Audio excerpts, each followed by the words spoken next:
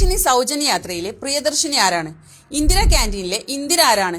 ഉമ്മൻചാണ്ടി ആരോഗ്യ ഇൻഷുറൻസിലെ ഉമ്മൻചാണ്ടി ആരാണ്? K Karunakaran memorial medical കോളേജിലെ കെ കരുണാകരൻ ആരാണ്? ഇതിലൊന്നും രാഷ്ട്രീയമില്ല. പക്ഷേ ഡിവൈഎഫ്ഐ നാട്ടിലെ ആയിരക്കണക്കിന് വീടുകളിൽ നിന്ന് പൊതിച്ചോർ ശേഖരിച്ച് ആശുപത്രിയിൽ എത്തിച്ച് കുറച്ച് മനുഷ്യരുടെ വിശപ്പ് മാറ്റിയാൽ മാത്രം അവിടെ പ്രശ്നം. അയ്യോ, ഭയങ്കരം രാഷ്ട്രീയം. പൊതിച്ചോറ് വാങ്ങുന്നവരോട് ആരും പാർട്ടി അംഗത്വം ചോദിക്കുന്നില്ല. ഭക്ഷണം തയ്യാറാക്കുന്ന വീട്ടുകാരോടും ഏത് പാർട്ടിയാണെന്ന് അന്വേഷിക്കുന്നില്ല. വിശന്നിരിക്കുന്ന രോഗിക്കും കൂട്ടിരിപ്പുകാർക്കും ഭക്ഷണം എത്തിക്കുക, അതാണ് ഹൃദയപൂർവ്വം.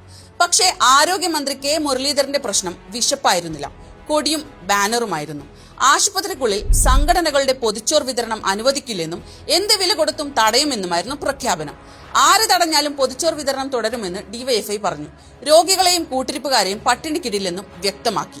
അപ്പോഴും മന്ത്രി പിന്നോട്ടില്ല. ആശുപത്രിക്കകത്ത് ആരെ അനുവദിക്കണം, എവിടെ ഭക്ഷണം നൽകണമെന്നൊക്കെ ഞാൻ തീരുമാനിക്കും, ഞാനാണല്ലോ ഇവിടുത്തെ ആൾ എന്നായിരുന്നു പറഞ്ഞത്. പക്ഷെ ഭക്ഷണത്തിന്റെ വില അറിയുന്നവരും ഒരു നേരമെങ്കിലും പൊതിച്ചോർ കഴിച്ചവരും പ്രതികരിച്ചു തുടങ്ങിയപ്പോൾ കഥ മാറി. ഈ പൊതിച്ചോർ നിർത്തരുത്, ഞങ്ങൾക്ക് ഇതാണ് ആശ്രയമെന്ന് രോഗികളും കൂട്ടിരിപ്പുകാരും പറഞ്ഞു. സ്വന്തം വീട്ടിൽ നിന്ന് ഒരു പിടി ചോറ് മാറ്റിവെക്കുന്ന സാധാരണക്കാരും പ്രതികരിച്ചു. ഞങ്ങൾ നൽകുന്ന പൊതിച്ചോർ വിശക്കുന്നവരിലേക്ക് എത്തിക്കുന്നതിൽ എന്താണ് തെറ്റെന്ന് അവരും ചോദിച്ചു. അപ്പോഴേക്കും മന്ത്രിയെ എങ്ങനെയെങ്കിലും ന്യായീകരിക്കാൻ കുറച്ചു പേർ മുന്നിട്ടിറങ്ങി.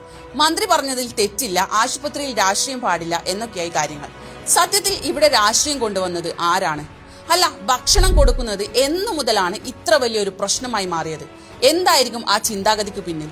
ഒരു സംഘടന വർഷങ്ങളായി നാട്ടിലെ വീടുകളിൽ നിന്ന് ഭക്ഷണം ശേഖരിച്ച് ആയിരക്കണക്കിന് രോഗികൾക്കും കൂട്ടിരിപ്പുകാർക്കും എത്തിക്കുന്നു. അതിന്റെ പേരിൽ ഒരു ബാനർ വെച്ചാൽ എന്താണ് സംഭവിക്കുന്നത്? ആശുപത്രിയുടെ ചികിത്സ തടസ്സപ്പെടുന്നുണ്ടോ? രോഗികളെ പാർട്ടി യോഗത്തിന് വിളിക്കുന്നുണ്ടോ? പൊതിച്ചോറ് വാങ്ങാൻ അംഗത്വ കാർഡ് ചോദിക്കുന്നുണ്ടോ? ഒന്നുമില്ല. പിന്നെ എന്താണ് ഇവിടെ പ്രശ്നം? ഡിവൈഎഫ്ഐയുടെ പേരിൽ ഒരു നല്ല കാര്യം നടക്കുന്നു, ജനങ്ങൾ അതിനെ സ്നേഹത്തോടെ ഏറ്റെടുക്കുന്നു. അതാണ് സഹിക്കാത്തത്. കെ മുരളീധരന്റെ പ്രശ്നം അത് നടത്തുന്നത് ഡിവൈഎഫ്ഐ ആണ് എന്നതാണ്. കഴിഞ്ഞ 9 വർഷമായി ആയിരക്കണക്കിന് മനുഷ്യരുടെ വിശപ്പടക്കിയ ഒരു പദ്ധതി, ജാതിയും മതവും പാർട്ടിയും ചോദിക്കാതെ ജനങ്ങൾ ഏറ്റെടുത്ത ഒരു പ്രവർത്തനം, അത് തുടരുന്നതിൽ എന്താണ് തെറ്റ്? ഇത്രയും വർഷങ്ങളായി കേരളത്തിൽ അങ്ങോളം ഇങ്ങോളം ഇങ്ങനെ ചെയ്യുക എന്നത് ചെറിയൊരു കാര്യമല്ല.